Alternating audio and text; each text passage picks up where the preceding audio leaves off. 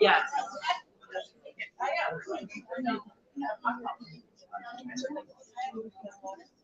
Oh,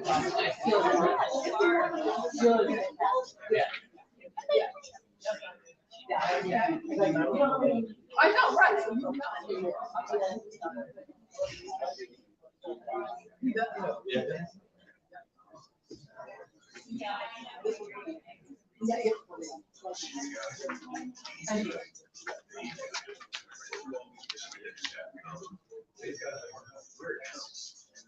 And now it's your turn to check your heart. Grab your license and check your heart. This little heart. This means I'm an organ donor. I'm alive today because someone checked their heart.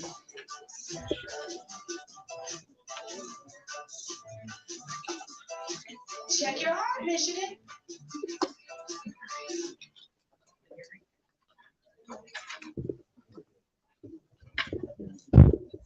Hey, Michigan. Hey, Michigan. Grab your license. Check your license. Make sure you're an organ donor. Look for the heart on your license. This little heart. This means I'm an organ donor. So check your license. And check your heart. And if you don't have that heart, it's so easy to register.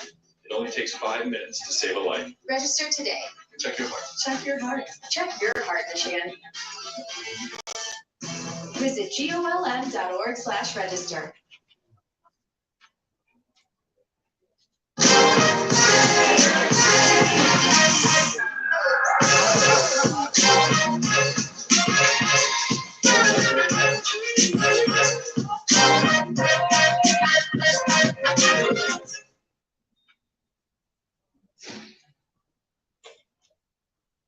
Great. Good morning, everyone. Good morning. Thank you for being here. And I want to welcome you to the Gift of Life Open House, our Check Your Heart campaign and open house. We're delighted to have you here. It's so nice to see such a full room, and we appreciate you being here. I'm Dory Dills. I'm the president and CEO at Gift of Life Michigan. It's my honor to get today's program going and then invite you all to take a tour here after our program. The public service announcements that you just watched are part of our organization's marketing campaign, actually our first and largest campaign that Gift of Life Michigan has ever embarked on in our 51-year history. And today we're going to introduce you some of those pieces and talk a little bit about the importance of the campaign and why we're taking that on. We've committed to Check Your Heart because there's a real sense of urgency right now regarding the Michigan Organ and Tissue Donation Registry. Right now in Michigan, 55% of adults have registered their decision to become a donor in the registry to give the gift of life, sight, and mobility. But it's simply not enough for everyone who's waiting. And we're very concerned right now because the registry is actually growing at the slowest rate that since its existence, and primarily that's because of changes that have happened within the Secretary of State that require us not to visit as frequently. And for those of us who get a driver's license renewal, I know that's good news. But because the question about joining the registry is predominantly asked and answered at the Secretary of State's office, it's not good news for the growth of the registry. And so we got to do something different. We've got to do something more. We've got to raise awareness in a different way. When the questions asked there were successful. However, the online version, when the question is asked, is not quite as successful. And all of those reasons make it more urgent for us to conduct a campaign like this, the Check Your Heart campaign. And here's our ask for you, and this is why we're opening our doors and inviting all of you to join us, is we're asking each of you to check your heart. And I'm sure most of you are here today because you're donors. You've signed up, you've got that heart on your license. I'd encourage you to check and make sure that it indeed is there. And then we want you to take that a step further. And we want you to talk to your friends, your family, your coworkers, everyone in your circle. We want you to ask the lady that checks you out at Meijer, are you a donor? Is it on your license? Can you pull it out and check for us? We really need everyone to sign up in the registry, and we need them to say yes today. We want this campaign to be synonymous with Gift of Life in Michigan. We want it to be synonymous like Nike is with just do it. We want it to mean something to everyone when they see that Check Your Heart campaign. And right now, the 2,400 people who are waiting for an organ transplant in the state of Michigan are depending on us. If you want to do that to help us, we encourage you to broaden your circle, broaden our circle, introduce us to your coworkers, to your employers, to your social circles. We are in a desperate effort to meet more people, to talk about the need to sign up in the registry, and to answer questions that people have about why perhaps they haven't put their name in the registry. And I've said this before, and I'll continue to say it, there's no reason in the United States of America that a desperately ill patient dies waiting for an organ transplant. It simply does not need to happen. And it's this work, this growth of the registry, the work that happens every day in this building can make it possible so that no one dies waiting for an organ transplant. And we really appreciate all the effort that you all are doing to help us grow that awareness. Now, I want to take a moment to recognize a few public officials that are with us today, and I'd like for them to stand as I call their name. State Representatives Felicia Brayback from Pittsfield Township, just outside of Ann Arbor, Julie Alexander from Jackson, Lori Pohutsky of Livonia, Stephanie Young of Detroit, I'm not sure if they made it in the room yet, and Eric Keller from U.S. Senator Gary Peters' office. Thank you for being here today.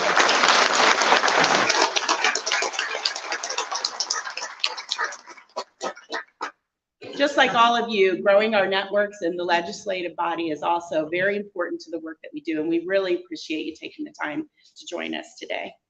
I'd also like to take a moment to take a special moment to Representative Brayback and to really recognize her for some work that she's done right out of the gate as she became a representative. She sponsored and advocated for the signing of Michigan's HOPE Act, which passed unanimously in the Michigan legislature and signed into law by Governor Whitmer in December of last year. And for the first time ever in our state, HIV-positive donors can give their organs to an HIV-positive recipient. And historically, while we recovered those organs left the state of Michigan to go into states that it was not prohibited to provide a positive HIV organ to a positive HIV recipient. And because of Representative Brayback and the HOPE Act, that's able to happen today in Michigan. And that's important because when an HIV positive recipient can receive an organ from an HIV positive donor, that frees up an organ that perhaps can go to another recipient. And so we really do appreciate her efforts and her determination to get that bill passed. And we look forward to some additional work that I know we're having conversations about. So thank you very much.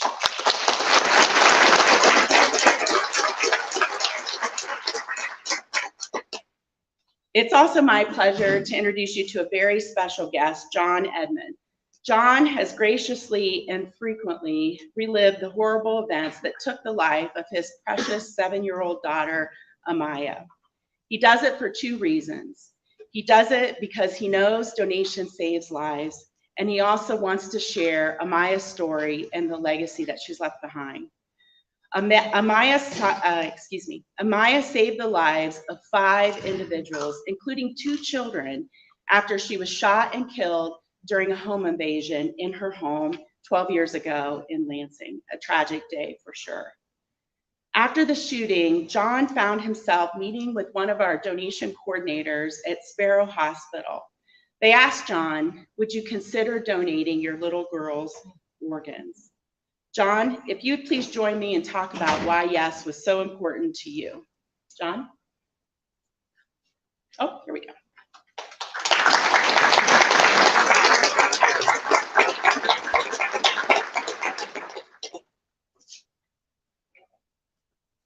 First of all, I just want to thank the Gift of Life Michigan for such a wonderful opportunity to be able to represent Amaya and my family. Losing Amaya was one of the hardest things that I had ever had to do. It was very unexpected, and her death still has an impact on me to this day. as you can see, Amaya had the radiant, beautiful smile, 7-year-old child, and just finished first grade that summer. So when Amaya was shot that night, I worked for General Motors. I was on third shift at the time. Ended up at Sparrow Hospital. Actually went straight to the crime scene from work, and then officers took me to the hospital, where I was able to see Amaya for the very first time. And Amaya, and I'll never forget, but Amaya's eyes were open. And I'm here to tell you, I have to be transparent, and I tell my kids, I do speaking engagements all across the state, have done them for 12 years. And I never realized the beauty in her eyes until that very moment. So I just want to let you guys know one thing. When you see your kids today, look your kids in the eye. Always make eye contact with them, because the eyes are the windows to the soul.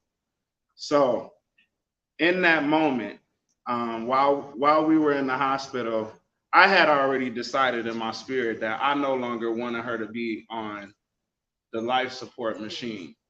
But unbeknownst to me, there were certain procedures and policies at the hospital that they had to take care of to make sure, because when she came to the hospital, she had a very faint heartbeat, but she was brain dead. She was shot in the head with a .45 handgun from probably about 15 feet away.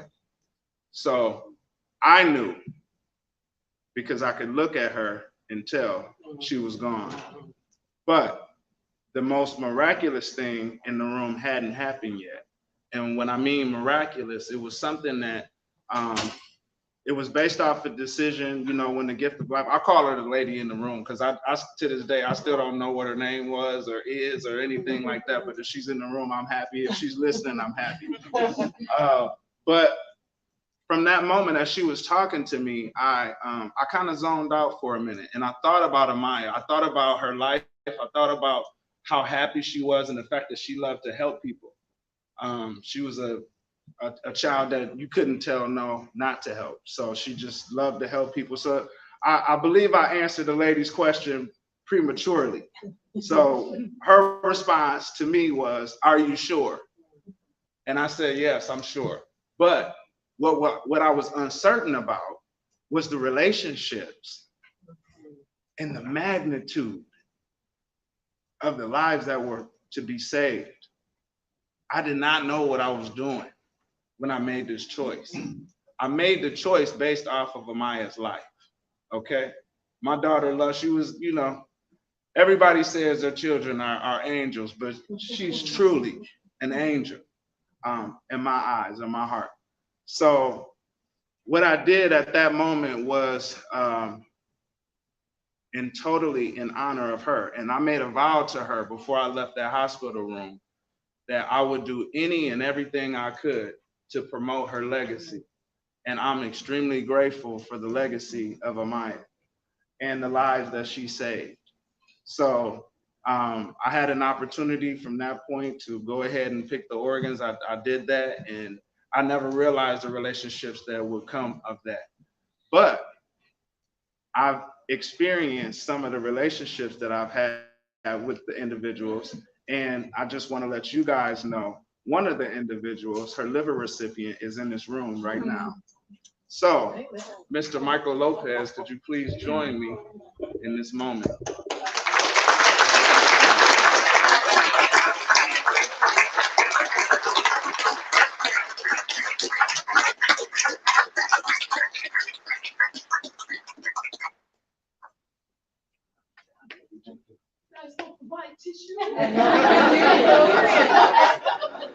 We'll get some. Normally they're all in. Yeah, what do you say? I'm blessed to be here today. God is good. The last couple of days, I didn't know if I was going to live or die. I didn't know if I was going to make it to transplant. I know several people that have not. I know a lot of families that have not. So it's truly a blessing to be alive and to be able to walk around and to meet my brother here, John. I want to thank the Gift of Life of Michigan for all the work that they do, all the people that work here, all the volunteers, all the doctors and nurses that have anything to do with transplants that save lives. Without them, I wouldn't be here. People that are on the recipients wouldn't be here. So thank you very much. You know, I want to thank the Edmond family for their support over the 12 years that I had. We have a great relationship. And when we first got together, we shared all our intimate feelings, how we felt, everything, you know, and we still do it today. So thank you very much.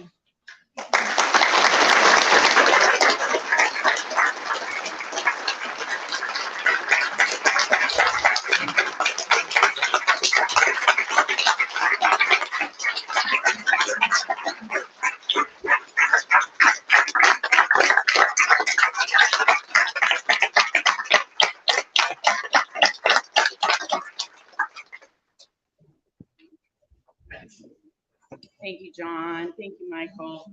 This is really what we're all about, making those connections and hearing those stories. And I really appreciate you sharing that with us today. We also have something really special beyond John and Michael's story on the other side of this wall, and you're going to be the first ones to see it today publicly. We have a brand new mural that we have had installed that really walks us through the donation process. And the installation really does a lot of things for us.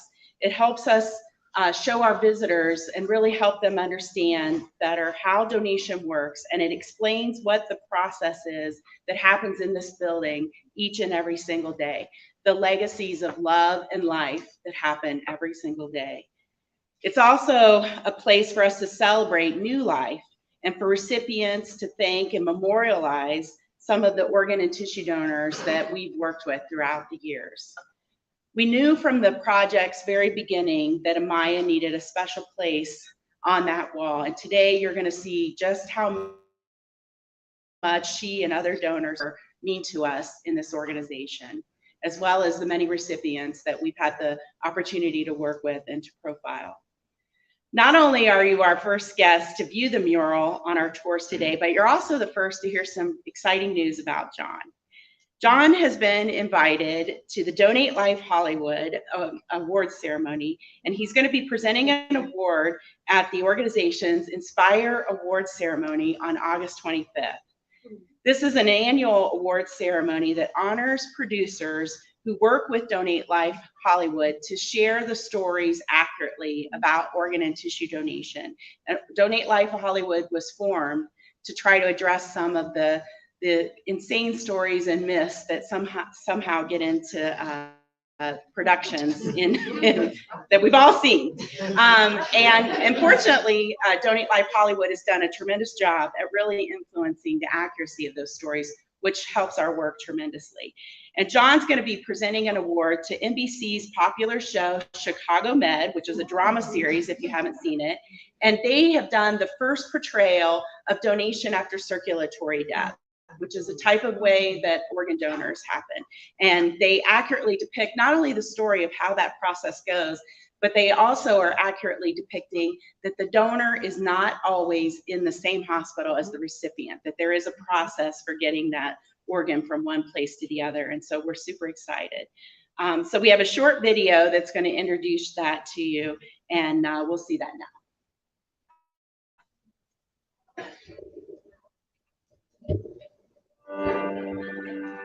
Just like the Donate Life float brings our cause to America on New Year's Day, Donate Life Hollywood introduces our cause to the greatest storytellers on earth. The reason we get 1.4 billion media impressions for the float is because of our real life stories. We introduced the entertainment industry to our real life inspirational stories at the DLH Inspire Awards, and the experience transforms them into advocates for our cause. Thank you, Hollywood, for creating another space to share our stories. If you are not an organ donor, please sign up. Please consider it. If you don't want to sign up right now, please consider it. Kidding was always an exercise in dramatizing the dark side and the light side of humanity, and dealt with a main character who, above all else, wished to inspire the kindness of strangers. So in that spirit, I wish to encourage everyone watching to become an organ donor and give the gift of life. But most of all, I'd like to thank all of you who have selflessly chosen to donate an organ like Sheena. And for those of you who'd like to sign up your subs, please visit registerme.org. Thanks again, I really appreciate it. The DLH Inspire Awards have led to script consultations and powerful organ donation storylines on top network shows. Relationships with Hollywood's top writers. DLH has been such an amazing partner in telling stories about organ donation and transplants. I want to especially thank Nia Wallace because you've been a phenomenal resource and so very helpful in connecting us with the donation community. So again, thank you, Donate Life Hollywood. Working with Hollywood's brightest stars. Long-standing relationships with past winners. And then I met the people whose lives were really affected by how they're seen in the media. I became a convert. Connections with Writers Guild of America and deep-seated contacts with networks. We did so much of this on Zoom. Imagine what we can do in person. For 2022, we will be honoring writers and producers of Grey's Anatomy, 911 on Fox, Last Chance Transplant, Chicago Med, and The Resident, the best organ donation storyline ever created on television, and more. Join us on the red carpet at this star-studded event and be part of the Hollywood magic. By being in the room with entertainment industry leaders, your organization will transform Hollywood into powerful partners to save lives. Great.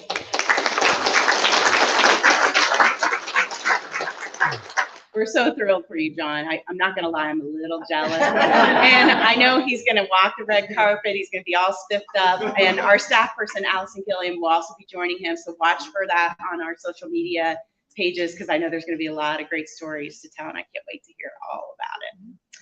So thank you again, everyone. We're very proud of our building, and more importantly, we're proud of the people who work here, who do this work every single day to honor life through donation. We love our new mural, and I know that you're going to love it too, and really it's going to really help you understand the donation process even better. We hope that you'll take the time to join us for a tour. If you haven't already signed up, it's not too late. You can do that out at the registration desk. We do ask that everyone wear a mask when you're going through the Donor Care Center. We do have requirements there that everyone must be in a mask, and there are masks also out at the registration desk. In the meantime, before your tour starts, please feel free to mingle. We have a lot of staff here that you're welcome to meet and hear some of their stories and their personal connections about donations. We have a lot of recipients in the room that I know are eager to share their stories. And most importantly, we're just thankful for your being here, for helping us spread the word about our Check Your Heart campaign. And we really do hope that people will physically check the heart on their license and check their hearts emotionally about their desire to help someone should something happen to them. And the opportunity that you're all bringing to us to help us spread our network is so valuable, and we really appreciate all that you're doing to spread the word about the need for donation. So thank you for being here, and enjoy your tour.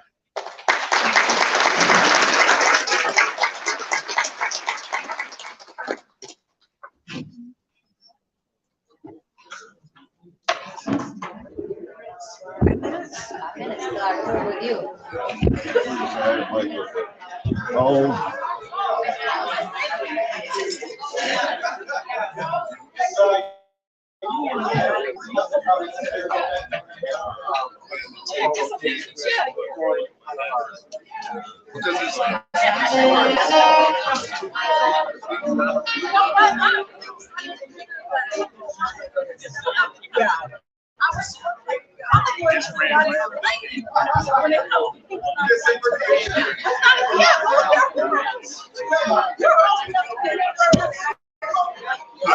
Good job. Wow. And we'll be getting started with the tour shortly. Thanks for joining us. This is Jose, the social media coordinator for Kids of Life Michigan. We will start the tour within 5 minutes, and you can see where we make donation happen.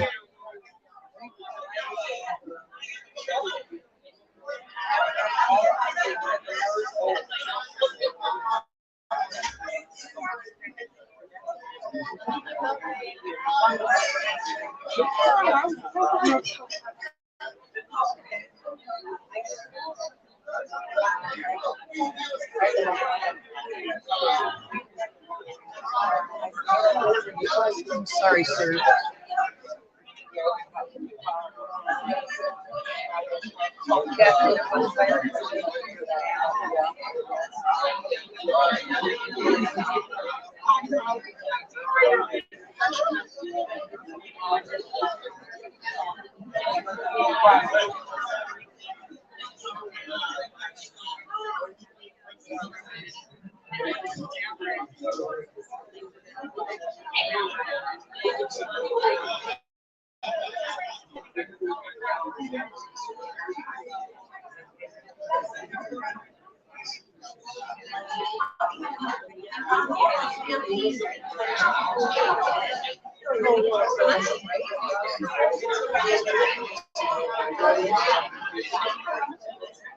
Yeah.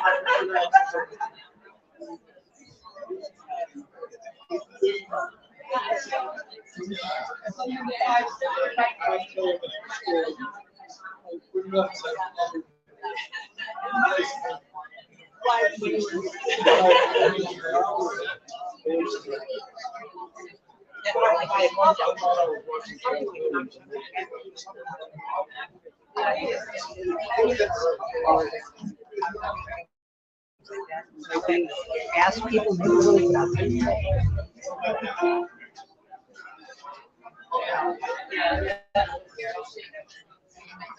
Yeah. Really cool. Yeah. Yep,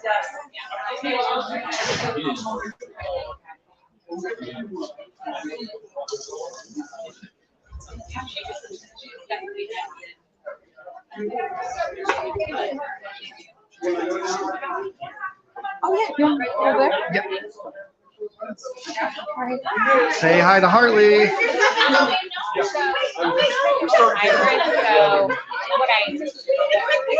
Typically try. We take pictures at the step and repeat. You know, we'll get it on the way back. We're taking pictures with Hartley inside. Oh, inside.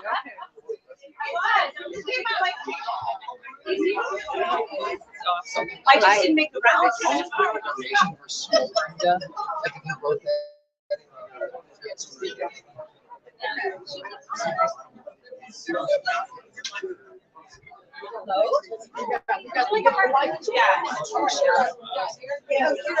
Hello. I don't even know how to do it. I know.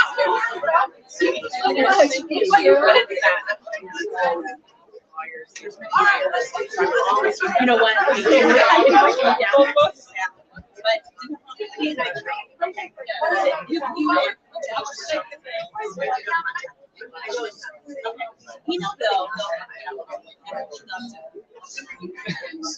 Nice to meet you. Thanks for being here.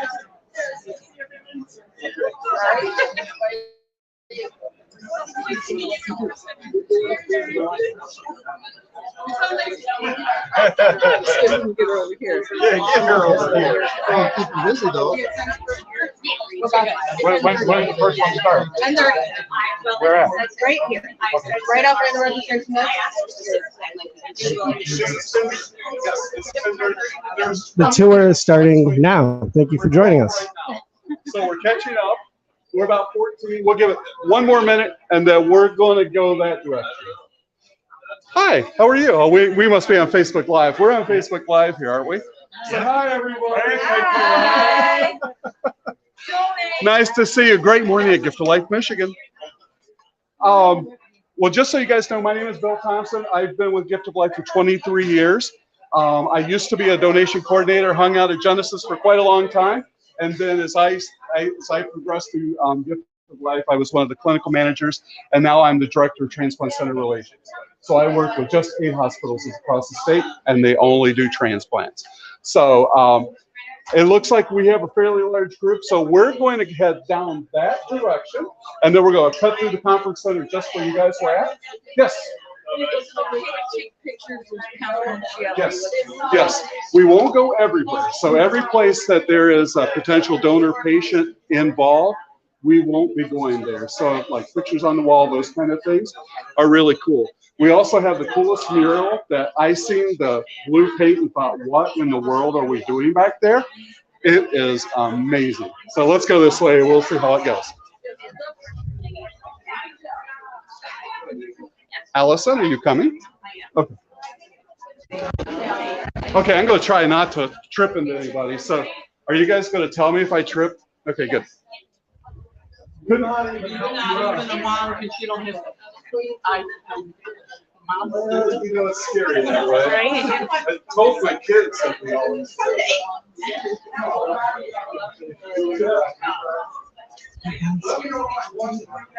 Yeah. Really fast.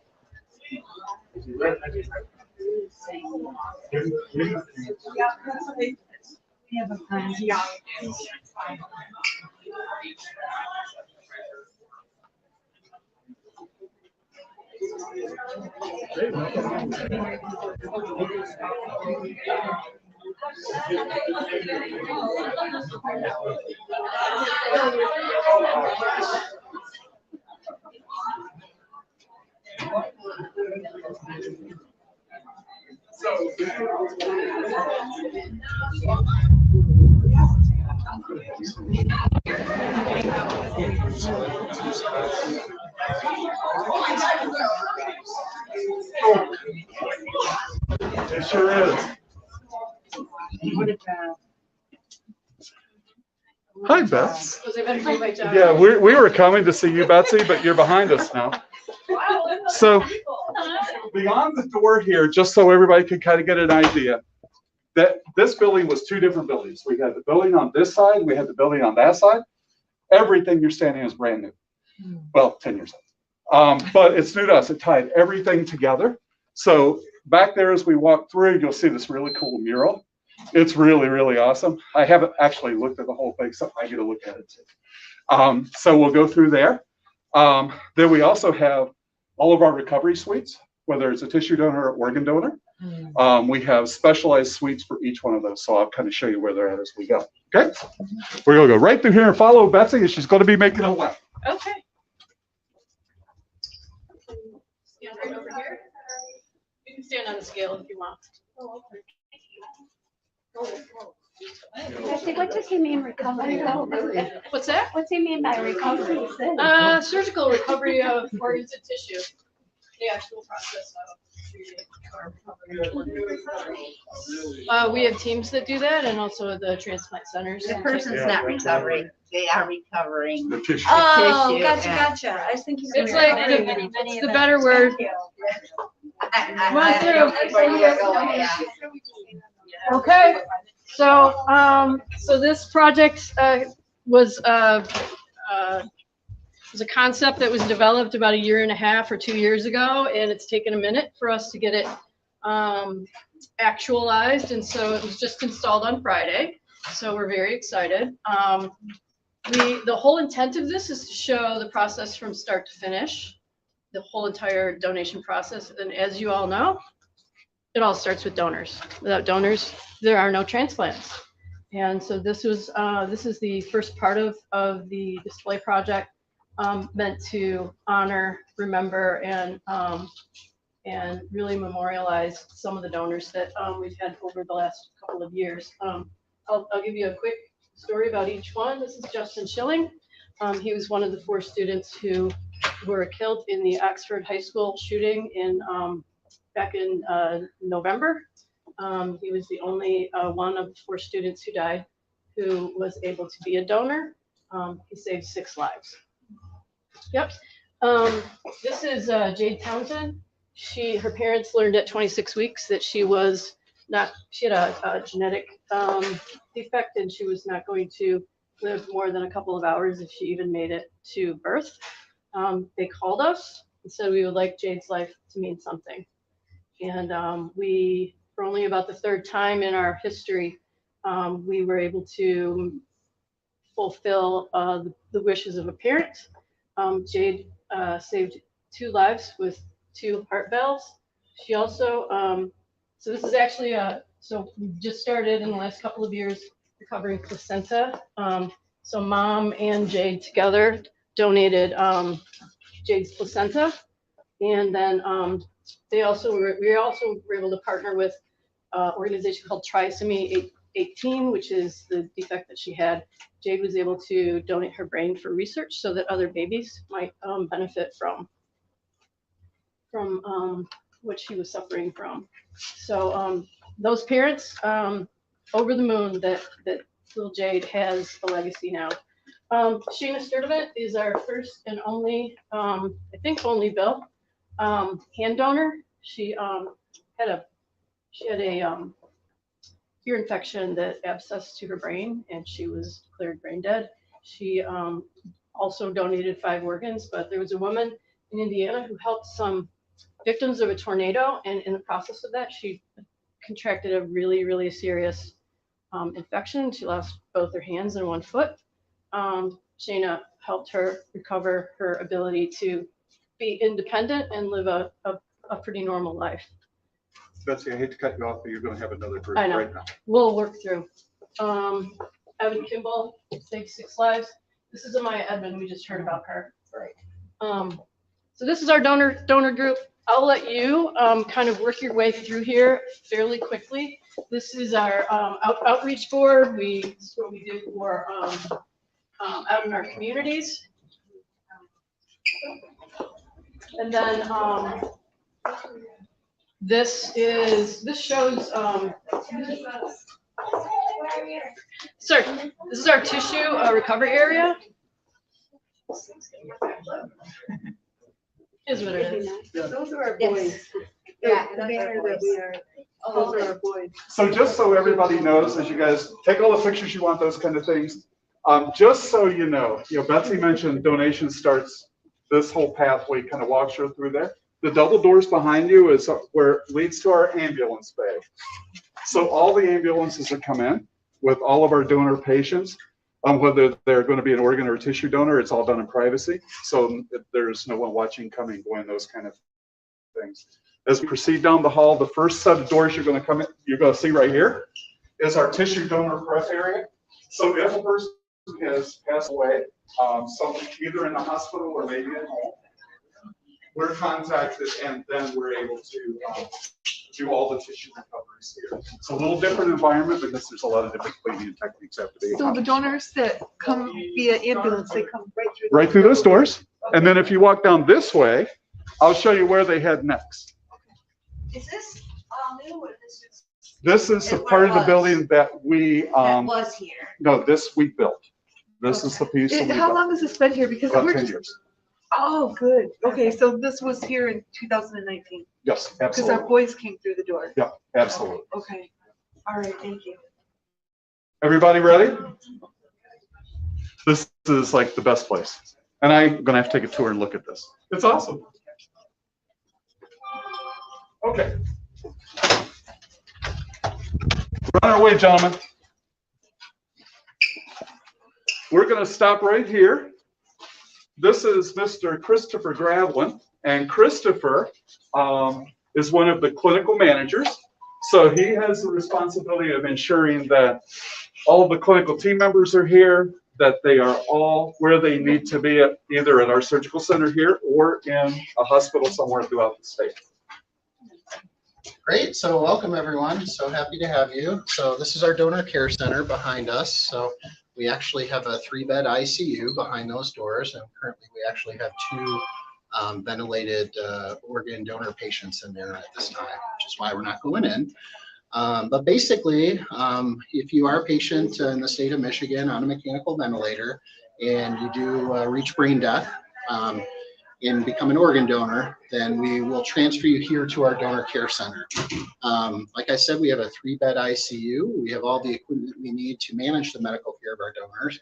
And the thinking behind that is that we're much better able to optimize the medical care and organ perfusion here than kind of dealing with a lot of that bureaucratic red tape at the hospital. For example, our donation coordinators serve simultaneously as the respiratory therapist managing the ventilator, the pharmacist mixing all the medications and administering them, the bedside nurse performing all the bedside nursing care, etc. So they're able to do that in our self-contained unit. So we don't have to wait for drugs to come up from the pharmacy. We don't have to wait for radiology to come up and take an x-ray. And at the bedside, we have the capability of performing, ultrasound, performing chest x-rays, performing bedside bronchoscopy, anything that we need to do to sort of manage the donation case and move it forward. From there, once we're ready to go to the operating room, we simply move the patient on the ventilator across the hallway into one of our 2 operating suites. So all very self-contained. So the operating suites are in there? On the other side of it? On the other side of it, yep, exactly. So this ICU has 2 sliding doors, one on this side and one directly across. The sliding door directly across the room goes into the sterile hallway in the operating suites. You have the same question. I don't think so. Who comes here as opposed to being recovered in the hospital? So any of our organ donors who are on a mechanical ventilator who become brain dead at a non-transplant center will get transferred here. Sometimes a transfer can't happen for other reasons. For example, the family doesn't feel comfortable with a transfer, or because the patient is too unstable. In those few situations, then the donor would stay at the hospital. And if we're at a transplant center, we stay at the transplant center. So my organs came through here. What's that? My organs came through here. Maybe. We move approximately 150 organ donors here to our ICU every year. So, if we're just talking odds, the odds are pretty good. Our family's allowed to come here In with the patient. In certain situations, yes. We don't have, we do have a family room, which is probably you've all seen as you walk through at the beginning of the day. So if there is a request for a family member to do a visit, then we would get one of our family services coordinators here to escort the family, be with them, and allow them the opportunity to visit with our donor. We try to encourage the donor families to say their goodbyes at the hospital, just because this isn't really an ideal setting for families, but yeah, it's possible. We were offered the option to come here. Did you come? No. We did not. We're from Muskegon, but we chose not to. We're 2 different moms, and we were both. Really? Yeah. Our boys knew each other. Oh my gosh. They passed within 3 weeks of each other. In fact, my boy was at her boy's walk, the honor walk. Oh, wow. And 3 weeks later, he was there. We were there for him. So this was where they both came. Correct. Yeah. So they were both in there. My question, I hope I don't bother people, but I just, that's why we're here. We want to find out. So if they're in ICU and then they go to the surgery, during surgery, they still on a ventilator? Yep. So when they come here, we have 3 regular ICU beds with the mechanical ventilator that stays on the whole time. And then even throughout the first half of the operation, they remain on the mechanical ventilator. So it's really like any other kind of sterile operation. It's only when we're ready to stop the blood flow and remove the organs that the ventilator gets turned off. Okay. So, yeah, good question. Good question. Wondered about that too. If you have other questions as we go, just yell. Why do you have so many badges? Well, so prior to becoming a clinical manager, I was one of our donation coordinators. So I worked at the bedside. So as you guys know, we work at all of the 176 hospitals across the state. Some of the hospitals are nice enough to actually give us badges, Henry Ford, University of Michigan, DMC, so that we can, we essentially become part of the staff for a temporary period of time while we're there. So. Well, so happy to have you all here. Thank you very much. Thank you. Appreciate all of your We're going to step right this way, and we're going to make a little right-hand turn. Gosh, I don't know which way, right to left. Yeah. We also have a surgical lounge for our surgeons that may come in to do their recovery. And our surgical lounge is right here. Mr. Anthony Honeywell is going to give you a tour. Just step right in. He's going to give you a tour of what Family Services does. How's everybody doing today? That's awesome. Thank you. Yep, just keep gathering. Wait for everyone to get in. So. Like that.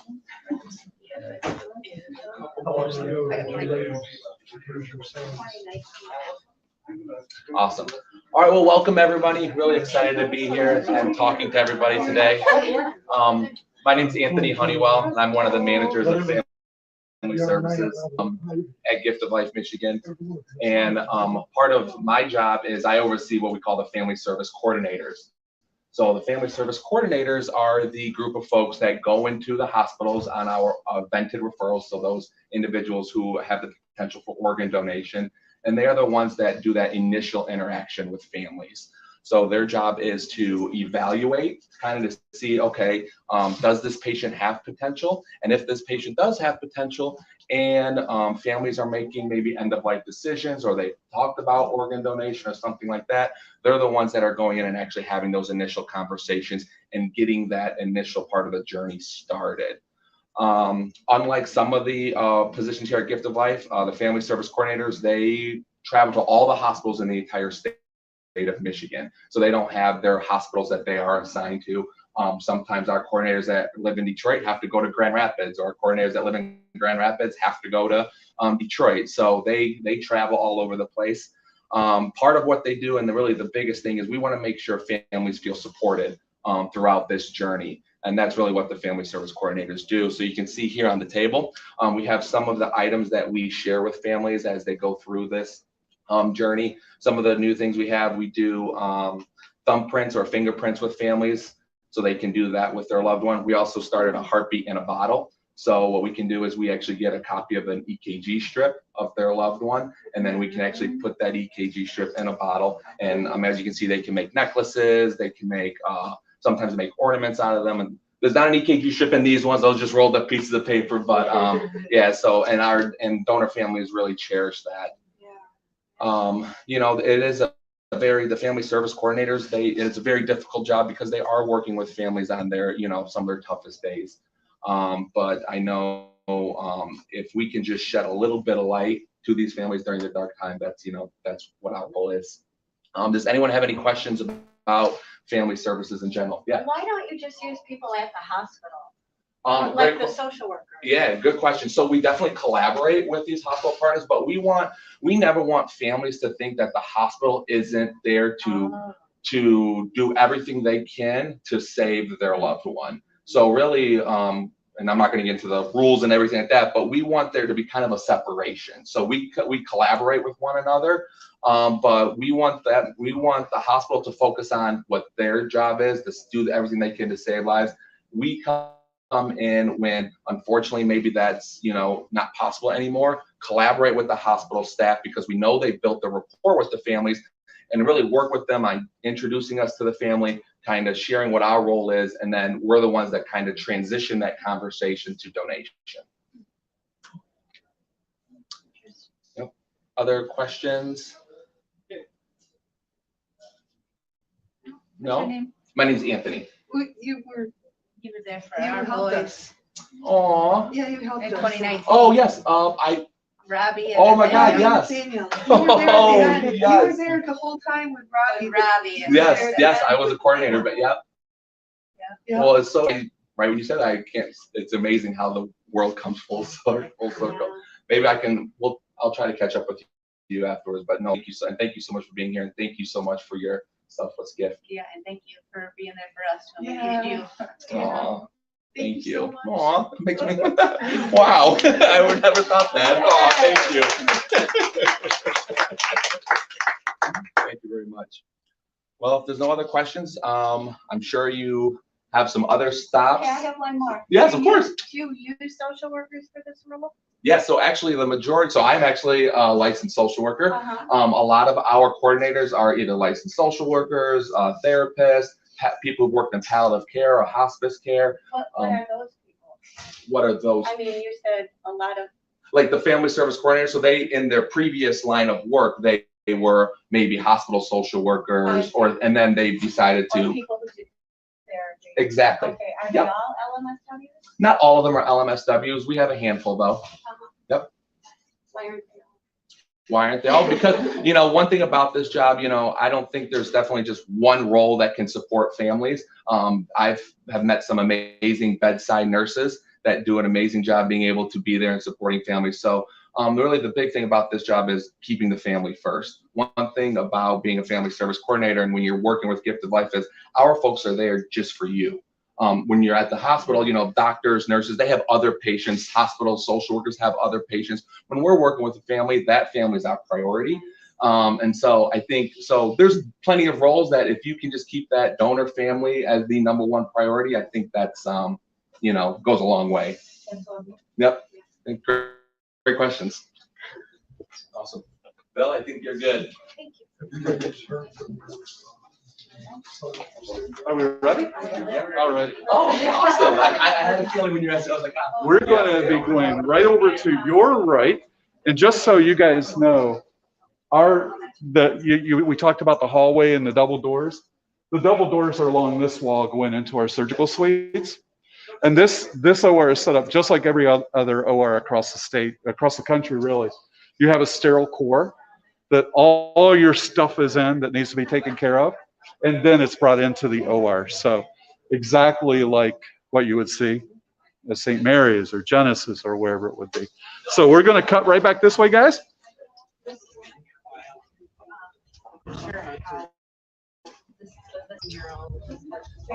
but I'm not in-house right now. And then I showed my married name, but I wonder if there's a connection. Maybe they all have to be married. And you guys don't need your masks anymore unless you really have an affinity to wearing a mask. So what we're going to do is we're going to make a left-hand turn right here. Can everyone use stairs to go down on? The stairs okay for everybody? Stairs going down okay? Okay, we're just going to go right this way, everyone. Yes. No idea. Yeah. So whenever. Okay. I'm glad you asked, though. I'm glad.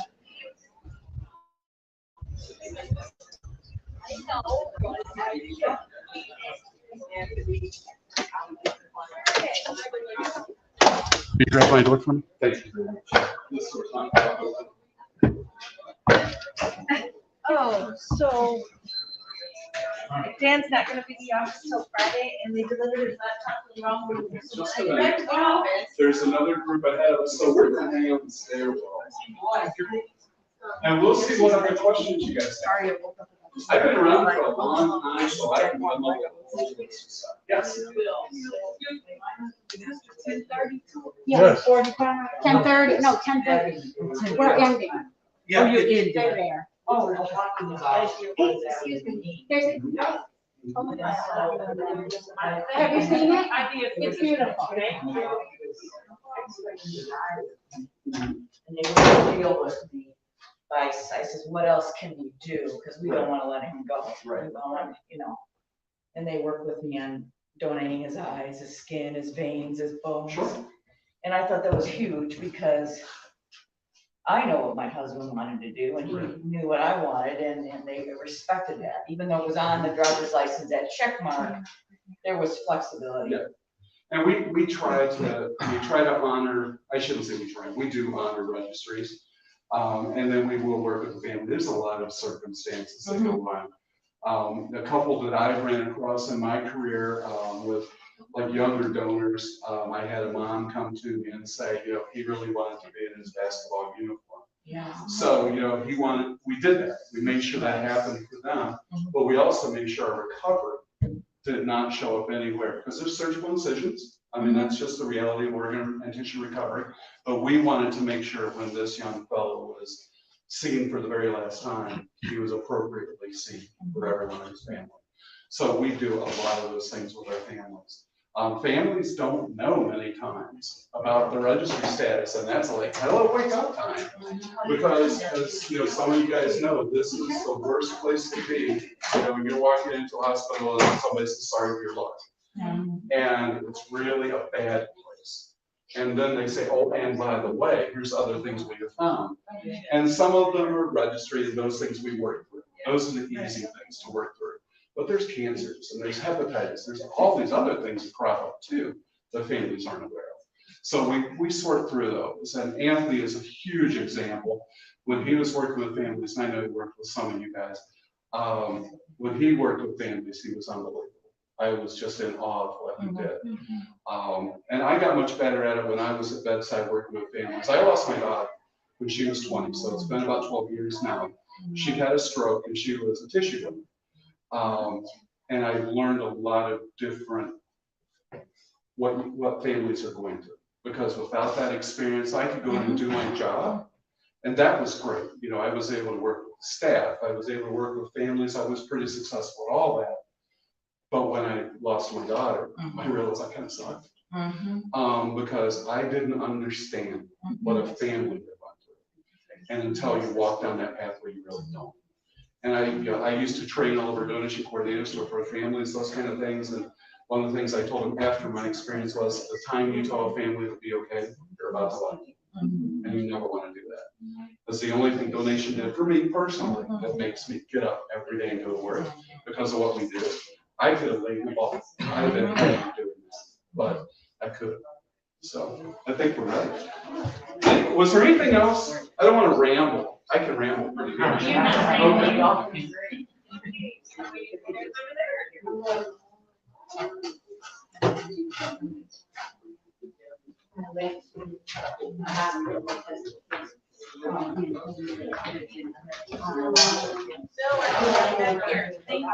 Wonderful job.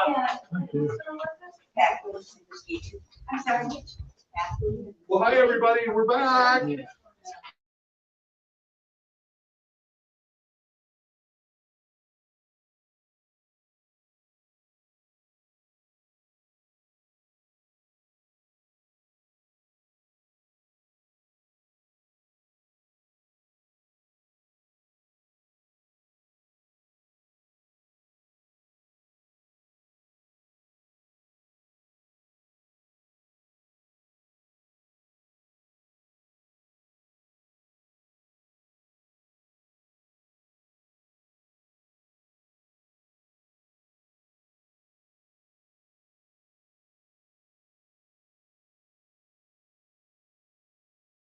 Did everybody make it?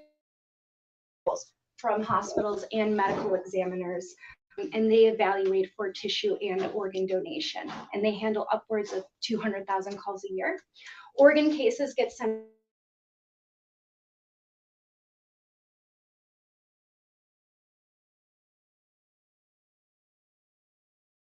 criteria. That case then gets sent on to our triage donation coordinators, and they evaluate further into the case and verify past medical history.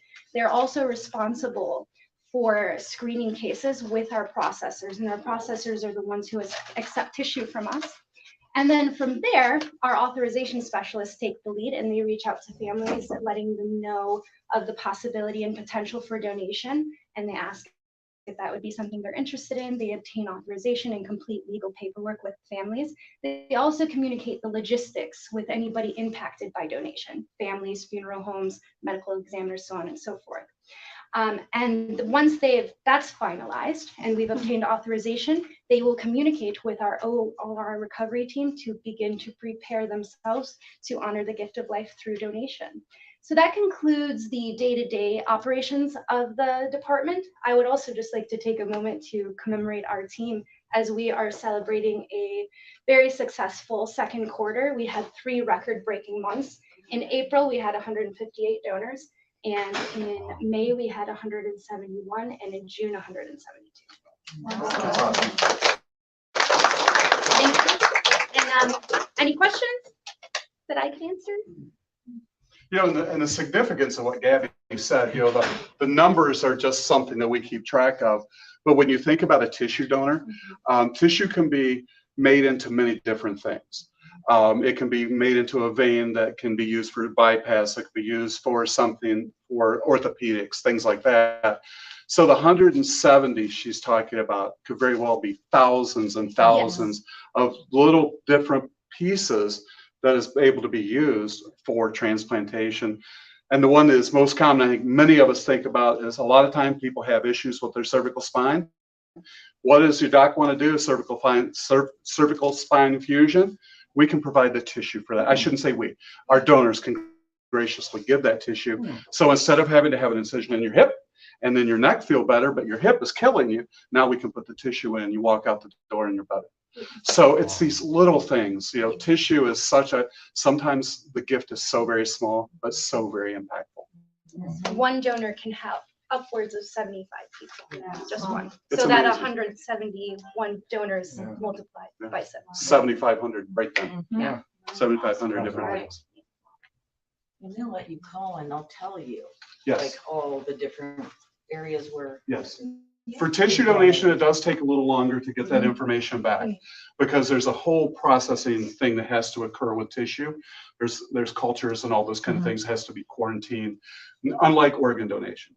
If you need a heart or if you need a liver and a kidney and you need it transplanted, you get on the list and you go there and you get it. And hopefully everything goes just great. But tissue is a little different the way it's processed, but it's all about making sure that every piece of tissue that's transplanted is 100% safe, because what we would hate to do is put a piece of tissue in that we weren't certain of. You cause someone to have an infection and then you harm them in some way. So it's better to take that 3 to 6 months of quarantine time to understand exactly what that tissue is doing. Yeah. Yes, makes sense. Can they come from both an organ donor and Yes. a tissue? So Yes. you can utilize. Yes, you can be an organ donor and a tissue donor, but you can't be a tissue donor then an organ donor generally, because generally what happens when you're a tissue donor is your heart stops, and that's the cutoff where organ donation ends. So you can still be a tissue donor if for some reason you've passed away at your home or you've passed away in a hospital, and if you're still maintaining on life support, then organ donation is a reality. Yes. I was wondering, what makes, like, my son was able to donate 8 of his organs, but he wasn't able to donate his corneas, and he couldn't donate his tissues. What? It's really interesting that you're exactly right. What we look at, because organ donation saves lives, tissue donation enhances lives. You know, a cornea is technically a tissue type of product. It helps you see better. You don't have to have it to live. Without a heart, or lungs, or a liver, you're not going to be here tomorrow generally, unless the medical team is really good. So you just have to, and when you talk about tissue, there are so many things that will let tissue donor out. If you have hepatitis C, you would not be a tissue donor. As Dory mentioned, HIV is now a thing in the state of Michigan.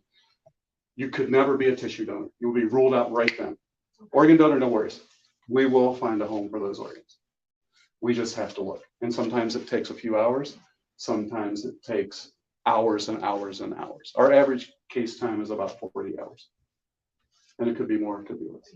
But great question. Yes. When people get tissue donation versus organs, they have to take drugs, anti-rejection drugs. Do they do that with tissues as well? It's really cool. The processing is a whole lot different. So we don't run into the other group. I'll continue to talk about this as we walk down this hallway. But what happens with tissue donation, they send it to a processor and they break the tissue down. It really is broken down into a scaffolding of just a matrix of calcium, those kind of things. And then when they put those pieces back in, it repopulates with the person's cells. So you don't have to have that issue. Yes. Heart valves, yes. No, that we recover them. They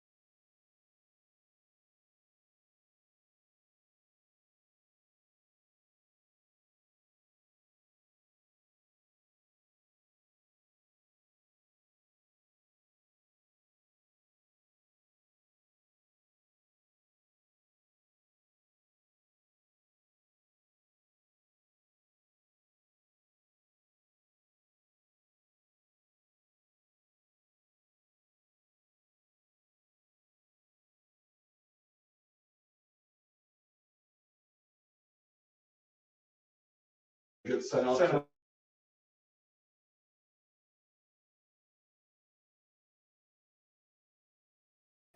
You know, Gift of Life has been in business for 50 years, which is pretty cool. You know, we're the third oldest OPO. We've had 4 CEOs. Dory's our 4th. Our 3rd CEO, these plants were on his desk, Rich Petrosky. Some of you may have heard that name in the past. That's Rich continuing to grow. He keeps touching people as he goes. He's working on an OPO in India someplace, trying to get them up and running. So donation transplantation can become a worldwide thing.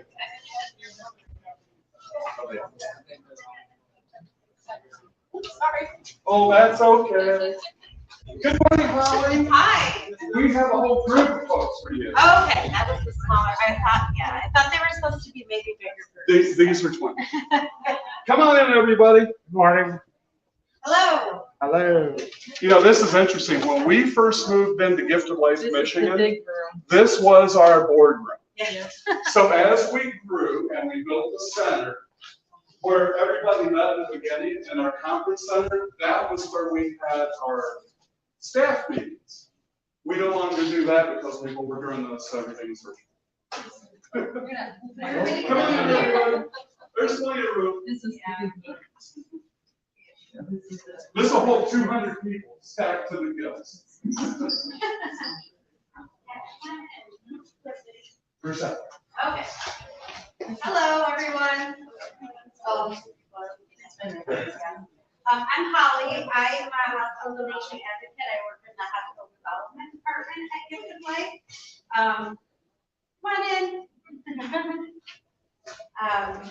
So we wear many hats in our department. So first of all, we serve as the liaisons between Gift of Life and hospitals. There are 13 of us in my department, and we have 3 managers and a director. We cover all the hospitals in Michigan. Our main role is to educate and to build relationships with hospital partners. So we are at our hospitals every single day. We're speaking to the physicians, to the nurses, respiratory therapy, social work, palliative care. We provide a lot of education in services, lunch and learns, physician engagement sessions, resident in services, just to make sure that they are up to date and they're aware of what they need to do if they do have a patient that meets clinical triggers or does become an organ donor. We also work really closely with the hospitals to make sure that their policies are current and updated whenever need be. Every hospital has a different brain death and DCD policy that is their specific policy, but we do work with them to make sure that they are current and that they are relevant for what's going on. So Dory was just in here and talked about how they're trying to, in Michigan, hopefully in the near future, make every brain death policy the same at every hospital. So far that hasn't happened. That being said, it's not like they're really different amongst hospitals. They're very similar. They're just worded a little bit differently with a few different procedures in each brain death policy. But a lot of our job is making sure that the hospitals are aware of what their policies are. There's a lot of physicians that maybe go to multiple hospitals and they might be familiar with the brain death policy at one place, but not at another. So if we do have a patient that is being tested for brain death, we have to make sure that those policies are being followed and the physicians are aware of what the procedure is at the hospital. So we also provide data to the hospitals every month, CMS data or the compliance data, and make sure that the hospitals are aware if they have any areas that they need to be focusing on or working on a little bit more. We have donation committee meetings to discuss the data and kind of formulate a plan to make sure that the hospitals are improving the data all the time. We also do referral responses. So these are, I know, Lisa. I do a lot of in-services. Before you go down that road, we're going to have to keep going. Okay. I hate to cut you off. Oh, okay. But one of the things I just wanted to recap for Holly, and there's another group over there. I'm sorry, you guys. We're all stacked up. We're already. We've talked a lot about what's the first step. Yeah. Holly and their team makes that phone ring. So a lot That of is the times- first step. Yeah, so we provide a lot of education. We also make sure we do referral responses. So if a hospital has patients that meet clinical triggers, a lot of times we're the first ones on site that go in and review that patient's EMR and make sure, we review that data with our clinical coordinator and we decide whether or not we're going to continue following that patient if they have potential or not. These are the trigger badges we hand out to the nurses and physicians to make sure that they know when they're supposed to call us. Gosh, I have a lot to say. For 3 I minutes. know, wow. Are there any questions? Any questions for Holly before we move on? We're just going to make a little left to And take some of this stuff. in this okay? room here. Says visit with Tanya, community outreach.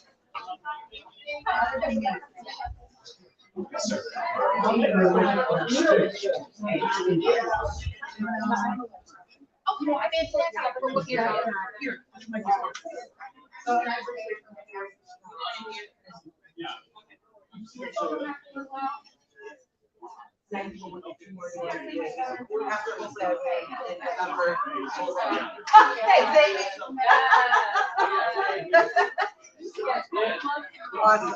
Our kids will love it.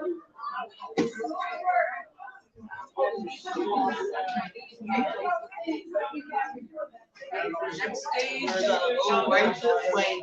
Thank you. I don't want to. Oh, great. And that push what you need. Been wonderful. Yeah. As much as you want. Are we following you? Yes, you are. Oh, no. No. Yeah. Mail files, get the ink pens. All right.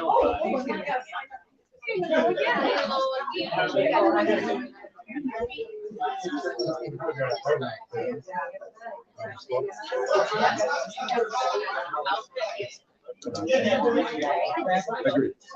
You can make a little bag. Probably organize some stuff. Where do they have them on one of those quilts sometimes? So, everybody, just so you know, we do a lot of community outreach. And Tanya over there in the corner, she is one of the folks that works with the community outreach. She works in Detroit. So these are just some of the things that we use to enhance or improve the idea of what transplantation is.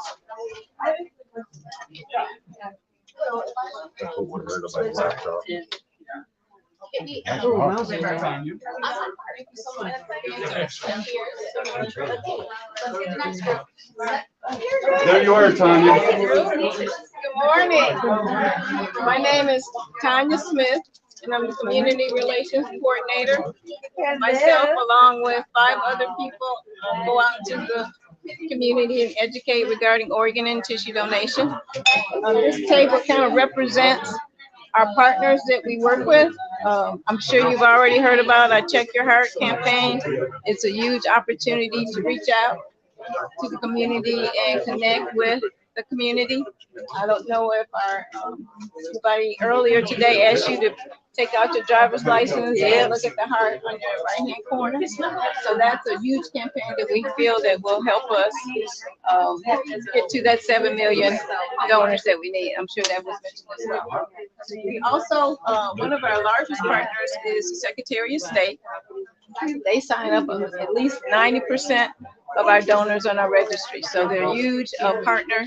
Can't do this work without them, along with other partners as well. We also have a program called Angels for Life, where we go into the churches, any church, any religion, to educate regarding organ and tissue donation. We can go on a Sunday, we can go to Bible class, you can do a lunch and learn, we can partner on any of the other activities that most churches have, so we can come out and do a table education and educate the congregants. They do libraries too. Yes. Yep, we have that program as well. We also have the Campus Challenge, where we educate at the university and colleges within the state. So if you have a son or daughter or know of a student that is enrolled in a college or university, we can engage them to help us with that campaign as well. That's a huge campaign for us. And Does he have a brochure that you tell me the angels? Yep, there's a card right here down on the end. Yep. So if you have a church, you can write your name and your name of your church, and I'll follow with you, and we can come out and do some education. Okay. So does anybody have questions? We're kind of stuck over here again. What other questions you guys have I can help you with? No. Are there in other states? The thing that happens is it becomes a center-specific thing. And according to what your situation is, those kind of things. So it varies, but for the most part. So we went in Texas when he got sick. Okay. And they told him they couldn't put him on. Really? They told him it wasn't an option. And they weren't, he needed dialysis and they weren't going to do that. Wow. But Larry's a pastor. Mhm. And so he told them, what do I got to do?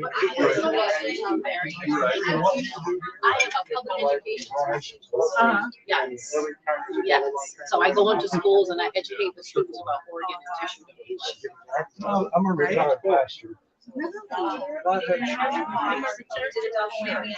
Oh, nice. Okay. There's not a thing. Yeah. 3.5 years. Thank you. Yeah, no, this is definitely something. Colleagues and come to my hospital all the time and talk to my new orientees. Oh, okay. Yeah, what happened? No, I totally get it. Yeah. Yeah, very cool. And this is the process that we Does have. aging harm affect any donor tissue or organs? That's a really good question. I don't know the answer to it, but I run a call every Thursday with all our transplant programs. I'll ask them. That'd be great. Somebody might decide to say that. And we want to, and we're here for donor families at any time, you know, if it's months after, if it's years after. You know, I think they would look at what your function is and what is the benefit risk ratio when it comes to the transplant. That's that at the end of it. This is Jose. Thank you for joining us for the Gift of Life tour. We are almost done. As you can see here, we have several donor quilts that donor families are encouraged to add to. And we have many of them around Gift of Life, Michigan, all very beautiful and touching. I'm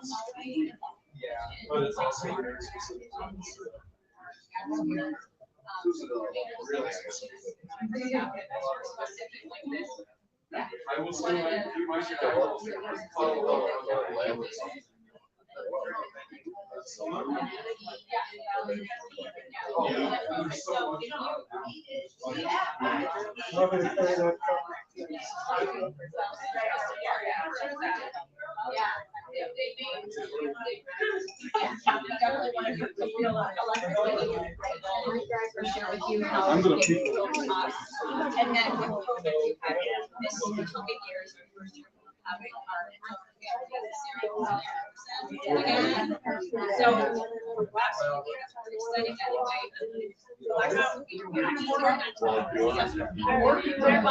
Stay ready. I was ready to go to that dinner thing. There is a box. Yes. And you guys can see it. We have. It's odd the way that it's kind of cycles. I know, and I will tell you, we've done probably twice the amount of donations since Hla took over as our hospital liaison than before. Yeah. It's weird when you find that right little niche. Right. Everything seems to kind of work. It's just awesome with your education. We're going to continue the tour in just a moment. Here are some more donor quilts that you can see around Gift of Life, Michigan.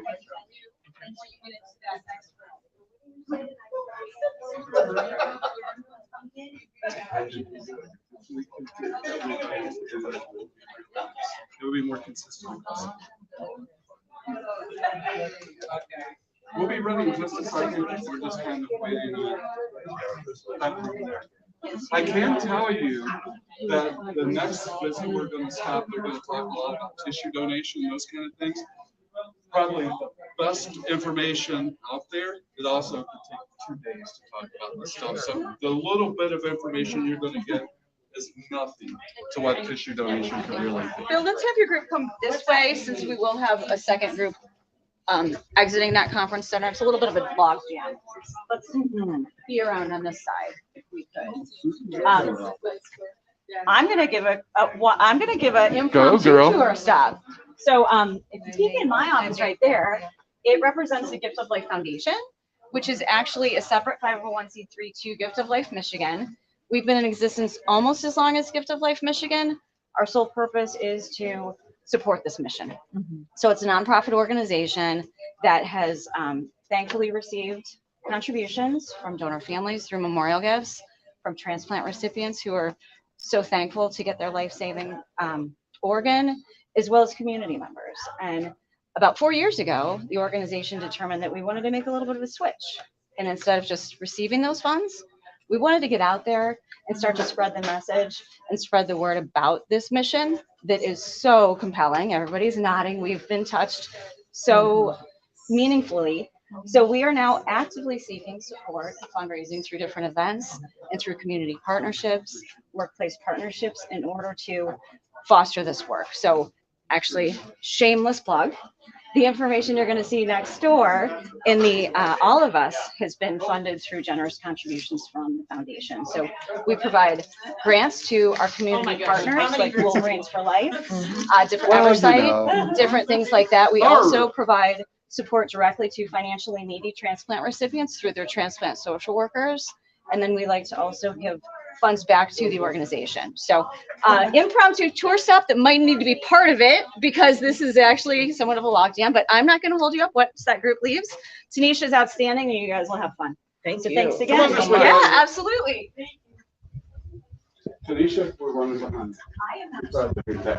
You're running behind. There's 3 groups coming right now. Oh, okay. Tanisha! Hi, how are you? San Diego. I know. Come on, you can keep on coming around. This is the place to be, everybody. I told them that your stuff, you could spend 2 hours on this easily. Easily. We have 3 minutes, so. And I'm going to set my timer. We're only going to skim the surface.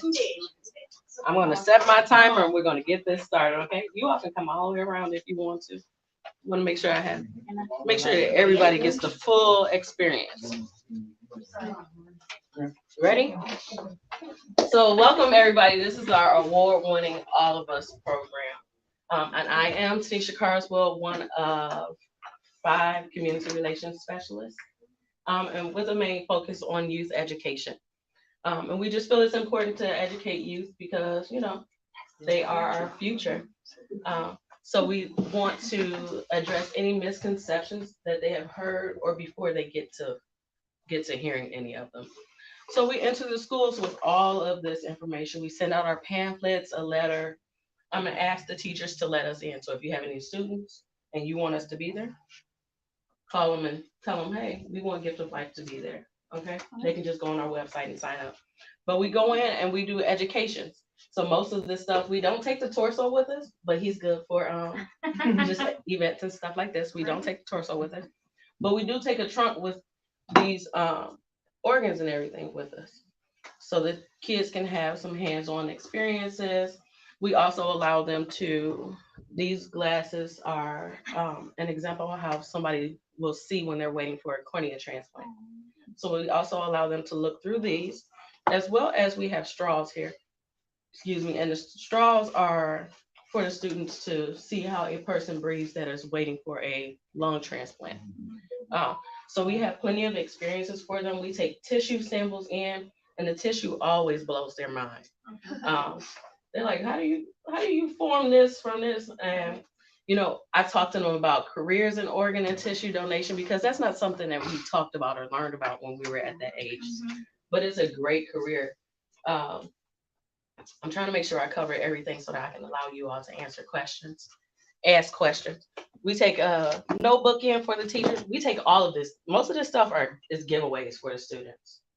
And we have a pamphlet. This pamphlet answers any questions that they may have when it comes to organ and tissue donation. It lets them know that one person can donate up to 8 organs. You can improve up to 75 or more lives. And ask them all kind of questions. It gives them answers. They can see students on there that have been impacted by organ and tissue donation. We have some that are recipients, we have some that are donors, and we have some that have passed away while waiting for a transplant. And what we find out is that oftentimes people don't realize that youth need transplants as well. You don't think of this as a pediatric issue.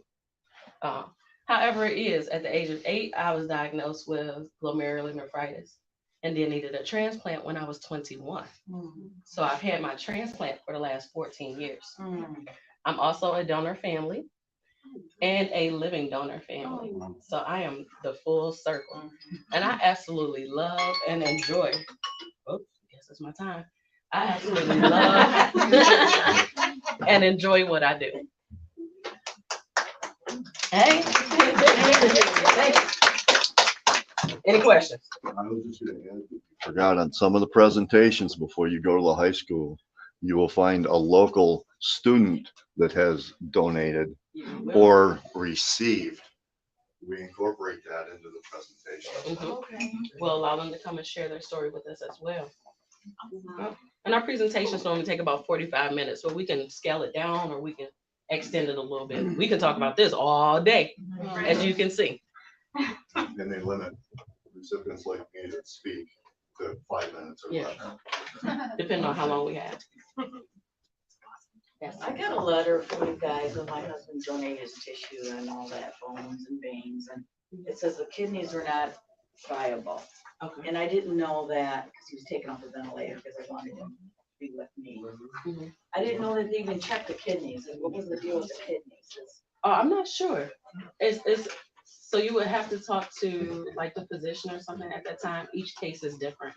Okay. I just didn't know they were even looking at the organs because we were told he had to be taken out immediately.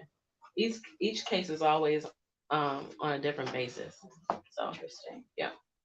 And Teresa, we could probably follow up with you. I'll give you one of my cards. Oh, we can kind of look at it a little bit. Yeah. Because generally, you know, when you're looking at tissue donation, the family's already walked down the whole pathway of, you know, we've tried, we've done everything we can, now let's just let him peacefully go. And at that point, it would be surprising that we would be talking about kidney donation, but we could have, but I can look into it and maybe we can come to a resolution for you. Bill will be the one to help you. I have access. Any other questions? Comments? No? I covered everything? Thank you. I would just like to tell you, thank you for your attendance at San Diego at the transplant games. It was a pleasure to meet you there. You're welcome. And thank you for all the work you do here. You're welcome. Thank you. It was great. The transplant games, if you haven't been to the transplant games, definitely try to make it over to the transplant games of America. It is a great experience. That was fun having you there. Thank you. We have just one more stop, but we have 2 more stops, but the next stop we're going to make is up a flight of stairs. But we're going to stop by our lab. Up a flight of stairs. See kind of what we do in our laboratory. And then we'll go from there. We're going to see the aftercare. The aftercare folks are coming up. We're going to run right down this hallway. Well, we're going to walk.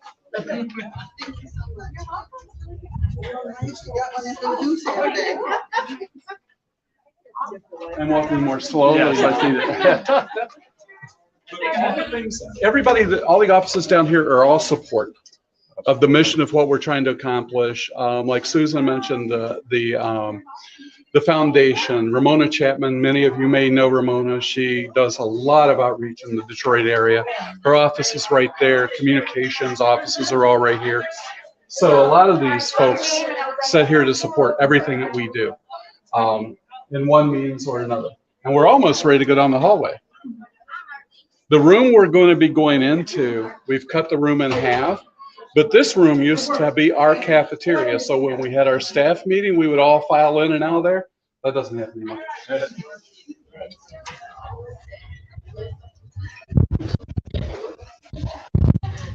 Our folks from IT are right here.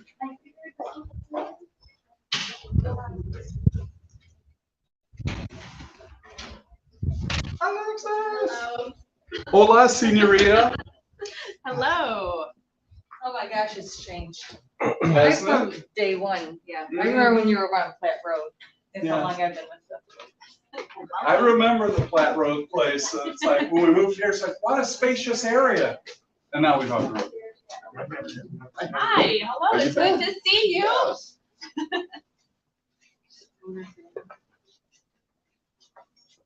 a big group. Come on, everybody. I think we're right around 20 of us. The donor. Right around. The transplant centers have all those. I know.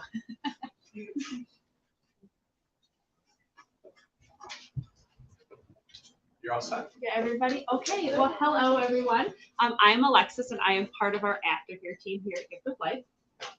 So a little bit about Aftercare. I know you've met with a lot of our other team members, but we pick up in the donation process after the donation has already happened. A large part of what we do is help families answer any questions that came up during the donation, kind of help validate any, concerns or anything that does come up and kind of guide through the next steps. A lot of times donation happens very quickly. And so we kind of help with connecting then families to different resources. So one thing that we do after the donation, we send out a packet to all of our organ and tissue donor families. It contains a letter expressing our gratitude for their loved one, them and their family's decision to donate. We also have the Gift of Life donor medallion, a donor family pin, and then also our family care guide that kind of encompasses the whole donation process all in one resource. We also send packets to our donor and spirit families. So a donor and spirit family is going to be a family whose loved one was going to be a donor, but for some reason we weren't able to complete the donation process. Whether it was a timing issue or maybe something came back with testing, whatever it is, we want to acknowledge that intent to donate is still very important to us and to the family. The only exception is that the family in that packet doesn't get the family care guide. They still get a letter. We still send a medallion. We still send any of our other resources that we have. So Gift of Life also internally doesn't have any grief counseling services that we have, but we do connect families with resources in their area. We have our state kind of broken up into different sections, and we send, that way families can find something local to them or even statewide, and we also have some nationwide resources because not all of our families live in the state of Michigan. So in addition to that, we have a lot of different comfort items that we do send out. We have our teddy bears that a lot of times we will send to families who either lost a child, if they have, there's other siblings involved, or to kids who lost a loved one, children who lost a parent or a grandparent, things like that. We have books for ages preschool through adulthood. We have interactive books for kind of our teenage and middle school years. We also have the comfort blankets. So I think the Michigan Donor Family Council was out there as well. So all of the blankets are made, they're all donated. We get the fleece, we get knit, crocheted, quilted. Most of them are from donor families and recipients and their families, but we also have a lot of community members who get involved as well as our staff. And we do host parties, blanket making parties across the state and at Gift of Life as well to kind of get everybody involved. And then those blankets are sent out by Aftercare, as well as our hospital development team will take a whole bunch and sometimes keep some there at the hospitals that they service. And then our family services coordinators as well will sometimes keep them in their car so that they can get those to families, present them in the hospital prior to donation. Yes. We both got blankets when our boys donated, and I was so grateful for my blanket. It was actually crocheted. It was purple, and that's my favorite color. And what we did was when they took my son on his hospital gurney out to the ambulance, we put the blanket over the top of him, and so he had the blanket on top of him while we were doing the honor walk. It was beautiful, and it was very comforting for us. It was. Yeah, thank you. We were really grateful. I also received a blanket, and I was in the hospital with my son for 3 overnights, so I slept with my blanket. Yeah. So it was really nice to have that there. Oh, Thank you. Yeah. Thank you. The medallion, I just had that put on my husband's gravestone. And it looks really nice. Everybody's like, let's give it a life. Oh, let me talk to you about that. Yes, and it's a very, that's a really, really great way to. And that's what the medallion was made for, like so many years ago, to be embedded in a headstone of some sort. So really great. It should be honored, you know. Absolutely, absolutely. Other questions for Alexis? Hi, yes. I love to crochet. How do I know where to send this? So you can send them to us to Gift of Here? Life directly. Yep, here. Okay. This is where they end up anyway. So Okay. Patty Jo from the Michigan Donor Family Council, she will either drive to places and pick them up, or people will send them to her, and then she'll bring them to us as well. Great. Yeah. You can always email us too if you want, and we can help, you know, coordinate anything. Well, I gave one to the mother of my brother Chris's. My daughter's mom. Oh, Mom. okay. Yes. And at the same time, he gave her a bear with Cody's heartbeat. Oh, that's incredible. And so now I see that, Yeah. you know, I love to crochet. I just don't know what to do with it all. Yes, we are always in need of more donations. Where do we get these little thinking of you packets? And maybe you sent them to us years ago, but I don't. We I can, if you'd like, this one has stuff in it. Okay. Otherwise, it's all out on the table. You can have that one. We have a whole bunch of them. So our recipient packets, we send to all 8 of our transplant centers, and Bill helps us do that also. But it kind of goes through some things to talk about or sometimes not to talk about.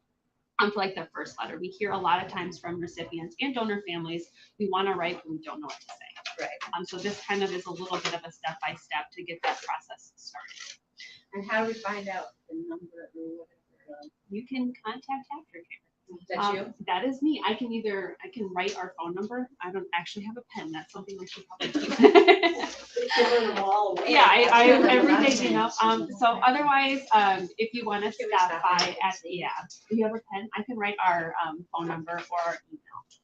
Ooh, on the back of- Can you help us today, like with giving some of the information? I sure can. Oh, Yeah. that would be awesome because. We'll just stay to the end. Yeah, we'll just stay to the end. We'll write on and talk to you about it. Because, I don't have a lot of the knowledge about what actually happened, like with you, the recipients and everything. And I just kind of wanted more of knowledge about it. I'm not sure if I got a letter and I just don't remember it or what, but now we can do it. yeah, I'm at the point now where I want to know. Okay, yeah. If you want, like afterward, and we can take your information and we can do some digging and find out. Okay, thank you. Yeah, absolutely. Thanks. We're going to step right back out here. We're probably ganged up the stairs, so. We're just going to stop right here for just a second, and we'll give the folks up ahead of us just a minute. Wanted to kind of share what my role was, because my role is a little different than the donation end of things.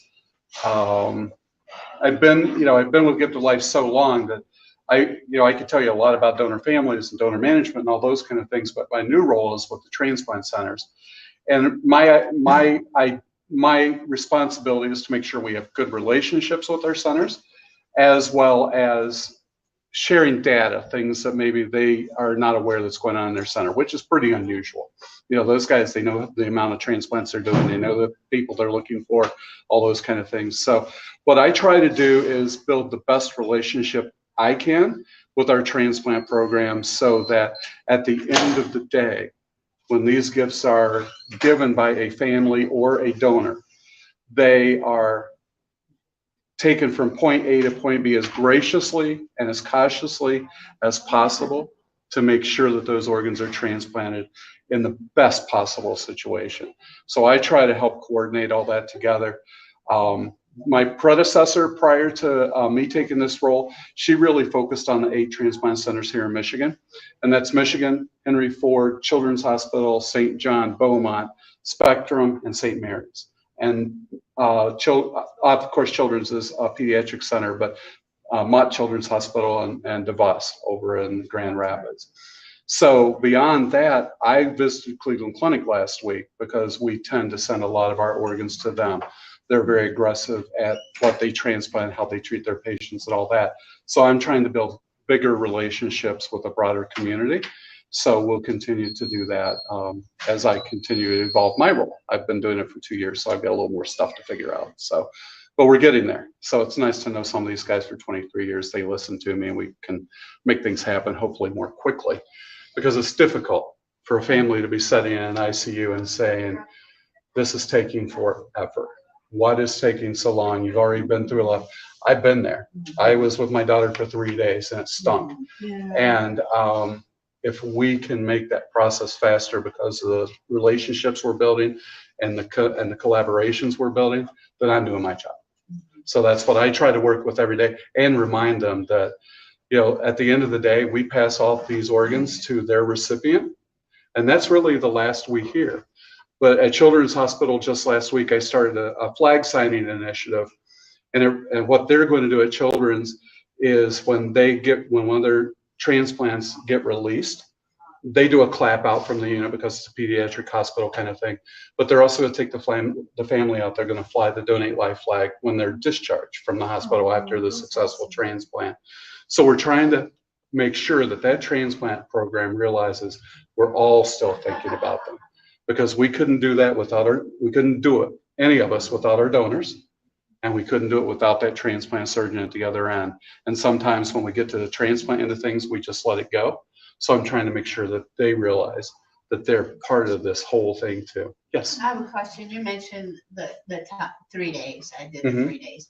Well, I didn't really know why it took so long. Is that the point in time they're actually looking for? Absolutely. Okay. Yep. Well, then I guess I'm blessed to have those extra couple Yeah. of days. And that we thought the same thing. Yeah, we hope for the best up until the point that the doctors came and said there's nothing more. But I mean, I knew there was nothing more. And it takes time but to it was find still those like a couple matches. days, Yeah. so maybe that's Yeah. what it was. And if it was just a couple days, that's pretty quick. Your son was fairly young. Yes. So young and healthy makes things faster. You know, if you take a 62-year-old like me and I'm a donor, well, I've got my own issues and that complicates things for recipients. So then you have to find the right person. So it takes time, but usually the younger, healthier individuals, no one will accept those. So we're moving on. Thank you very much. I appreciate that. Okay, who needs stairs? Who needs an elevator?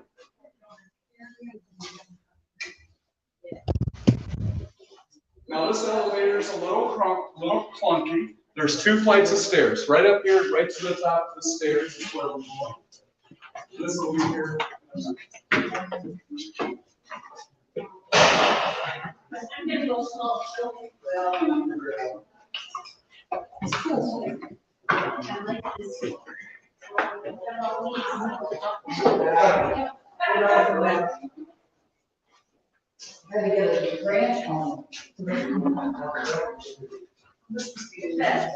Yeah.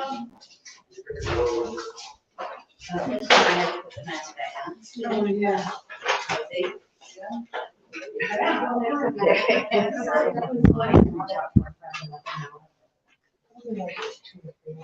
And we're going to stop right there. Exactly, everything is. Trying to expedite the ladders we're in. It's a great sight. Awesome. Here's the master. Go ahead, TV The person. laboratory. I'm sure they're going to tell you, but hello. How you guys? Very good. Yeah, please feel free to come in and you can spread out this way. Oh, big group here. First groups are very small. Thank you. Hi, how are you? Good, how are you?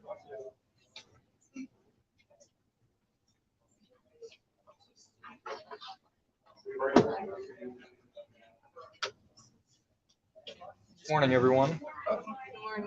We have a few more trailing in. We're pretty much Okay. One more. Okay. Well, good morning, everyone. Welcome to the Gift of Life Michigan Laboratory. My name is Jeremy Sherrill. I'm the afternoon and evening manager here in the lab. And I'm just going to give you a 4 or 5 minute overview of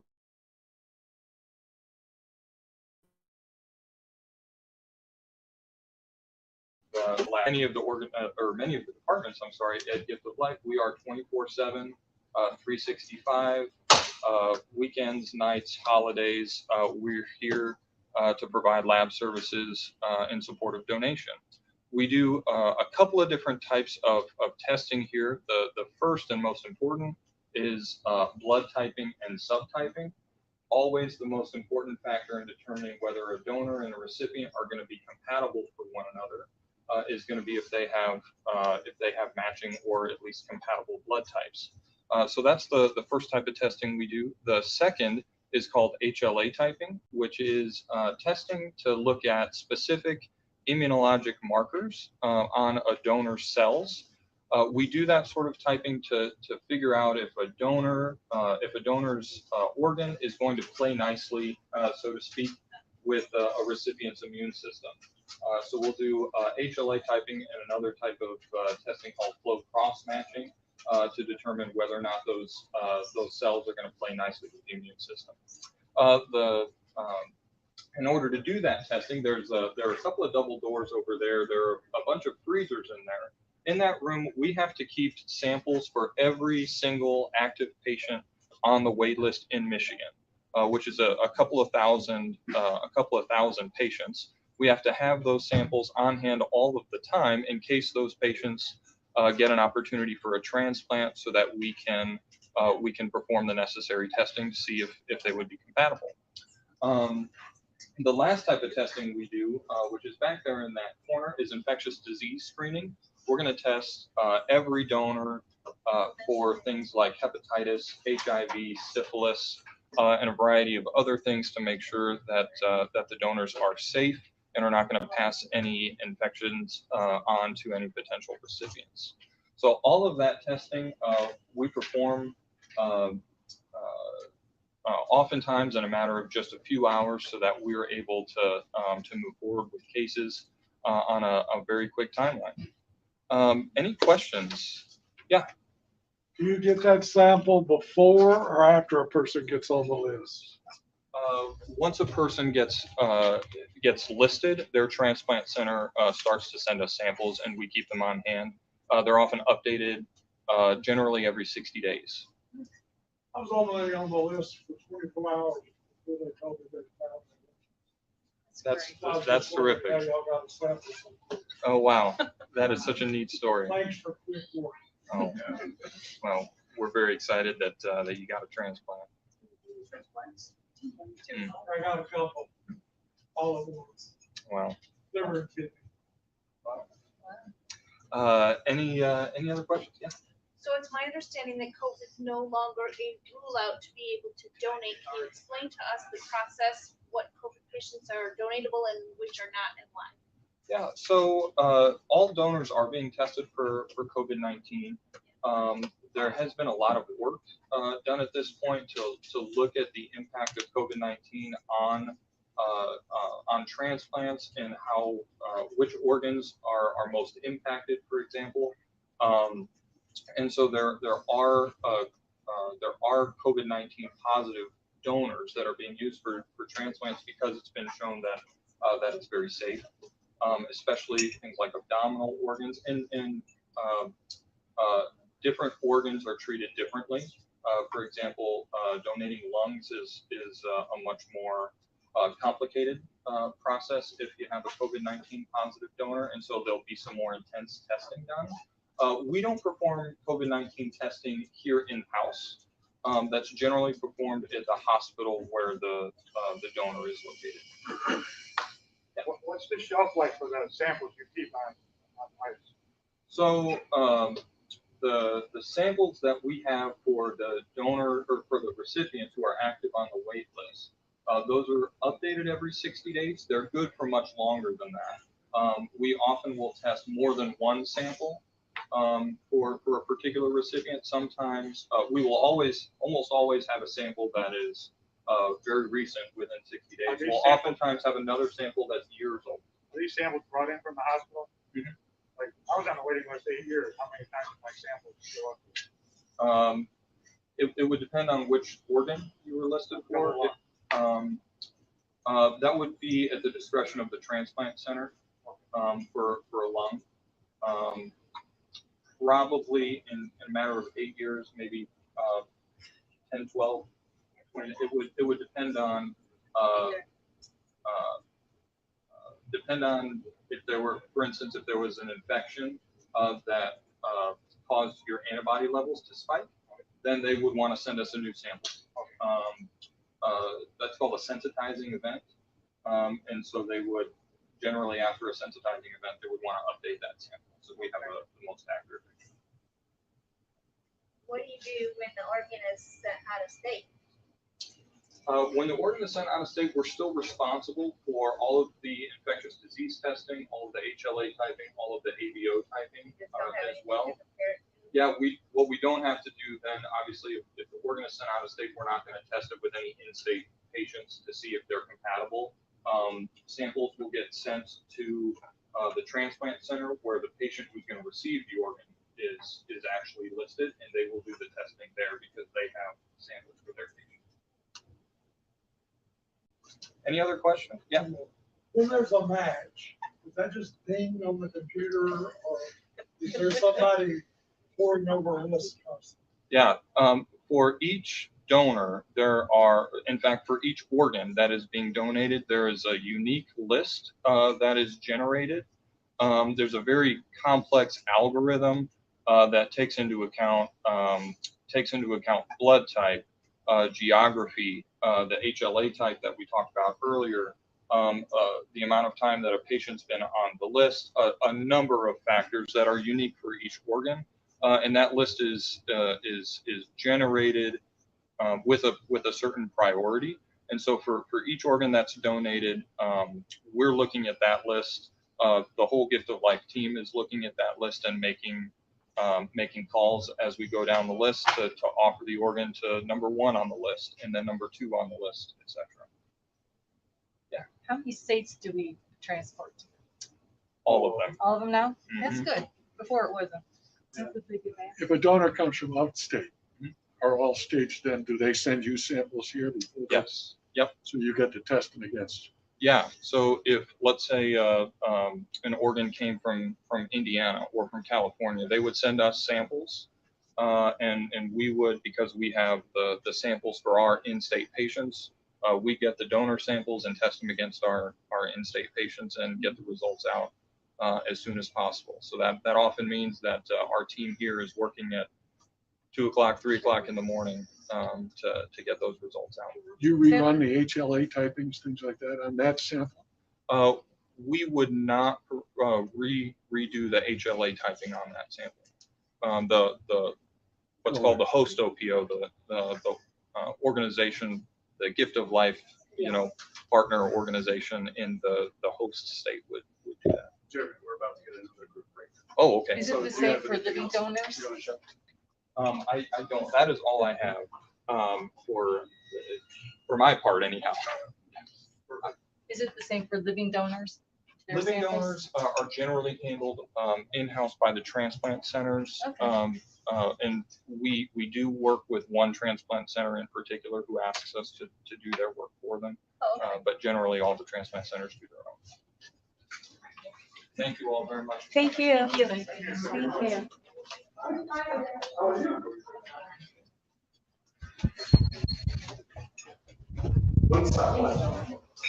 There's always one stop.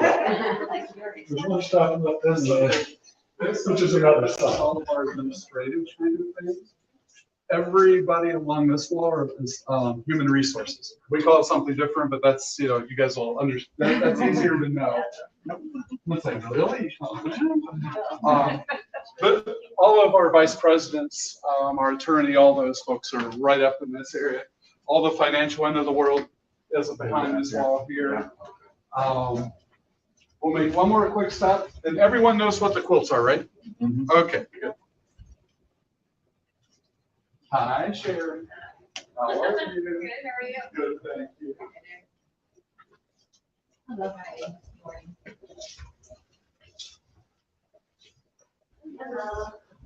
Right. As you can probably tell, we made a big old circle. Yeah. We're gonna go right through that door there.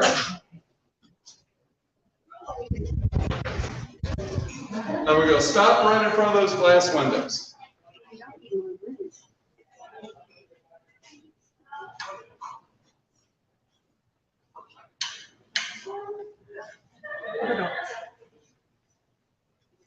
Thank you. You're welcome. Very welcome. Thank you. Of course. Thank you, sir. You're welcome. Thank you so much. You're welcome. I'm gonna use the restroom before I scoot out. Excuse me, thanks.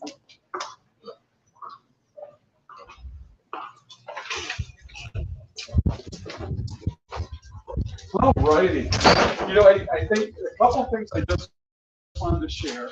You know, we talked about how many people it takes for all of this magic to occur. One of the companies that we don't have is not out here in Rapid, but NORA is our organ and tissue recovery transport organization. They're nationwide. They're growing and growing and growing.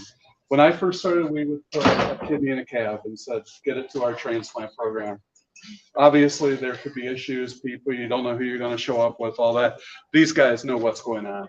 They provide ground, whether it's organ, supplies, transplant teams, and air. So it's kind of a one-stop shop for all of our organ donors. It's really interesting. Our organ donors, Huron Valley Ambulance right here in Ann Arbor, they will go anywhere in the state to pick up one of the donors to transport them back to our facility, which is really nice. When we first started that collaboration, it was about 10 years ago or so, and we used to send our clinical team members with the paramedics. They've done it so long now, they no longer need us. So we're able to free up some of our staff. They do all the transport. We get a critical care transport summary from them, just like a hospital does.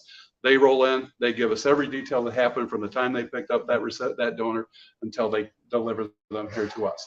So cool thing is, you know, we have control of all this. So it's really nice because we're able to give that donor the specific care that they need 100% of the time. Sadly, in the hospitals, it's more difficult, you know, because of all the trials and tribulations that they have been through and they continue to go through. So, you know, it starts with transportation and it ends up with a successful transplant.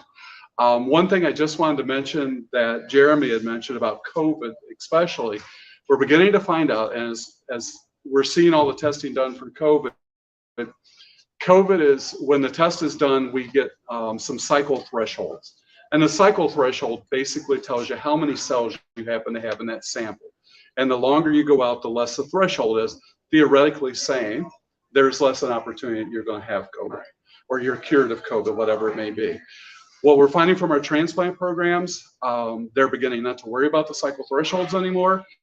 The only organ that they're not transplanting are the lungs because that's where it's housed. But they're doing hearts all the time, liver, kidney, pancreas, just according to the situation. So, you know, COVID is one of those things everybody struggled with. Oddly enough, transplantation took a little dive, never stopped, and then just continued to build our pre-COVID numbers, and everybody's back already. So, and figuring out a way to transplant more people. And that's what the government wants us to do. And that's what people in the hospital are expecting us to do. That's what we try to do. Thank you. That's the end of our story. I hope everybody enjoyed it. Thank you. Thank you. If you need an elevator, there's one right there. We do have a third floor here. It's kind of an area that we can allow our donor families, if they come here, to go set and get. Thank you for joining us for this tour. Make sure to follow us on our socials if you're not already. And if you have any other questions or comments, please leave them down below and we will be able to answer them shortly. Again, thank you for joining us on this tour. We can go down there and you guys are going to go. There's gift bags.